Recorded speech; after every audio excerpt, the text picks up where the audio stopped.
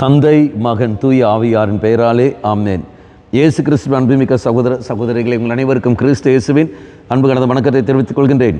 இன்று நற்செய்தி பாகமானது லூக்கா நற்செய்தி 16ஆம் அதிகாரம் 9 முதல் 15 வரையிலே திருவாக்கியங்கள்.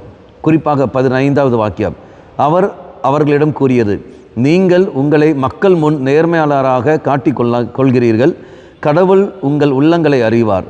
நீங்கள் உங்களை மக்கள் முன் உயர்ந்தவர்களாக காட்டிக்கொள்வது கடவுள் பார்வையில் அருவருப்பாகும். நானும் செய்கிற காரணங்கள் இதுதான். குடும்பத்தில் பெற்றோர்கள் பிள்ளைகள் முன்னிலையில் தாங்கள் ஏதோ நல்லவர்கள் என்றும், திருச்சபையில் மற்றவர்கள் நாங்கள் ஏதோ நல்லவர்கள் என்றும் இதோ போகிறார்கள்.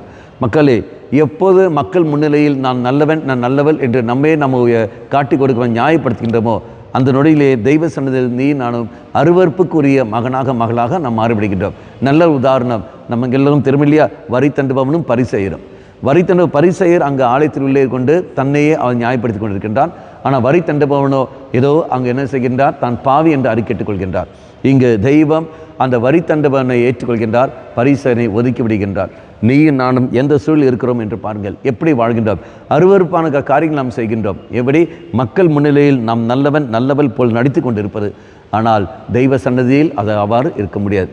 ஆக சிந்தித்து பார்ப்போம். ஆண்டவரே, உமக்கு பிடிக்காத காரியங்கள், அருவருப்பான காரியங்கள் நான் செய்து கொண்டிருக்கின்றேன், என்னிலிருந்து அதை எடுத்து மாற்றியல்லும். மாறாக எளிமையோடும் தாழ்ந்த உள்ளத்தோடும் இதோ என் குற்றங்களை எல்லாம் மறைக்காமல் நல்ல ஒரு பாவசங்கீதம் செய்வதன் வழியாக நான் ஒரு பலவீனமானவன், நான் ஒரு பாவி என்று அறிக்கையிட்டு வாழக்கூடிய வரத்தை எனக்கு தந்திருளும். அம்மா மாதாவே, தெய்வ மாதாவே, எங்கள் மாதாவே, என் அன்னையே, எங்களுக்காக பரிந்து பேசும். ஆமேன். தந்தை, மகன், தூய ஆவியாரின் பெயராலே ஆமேன்.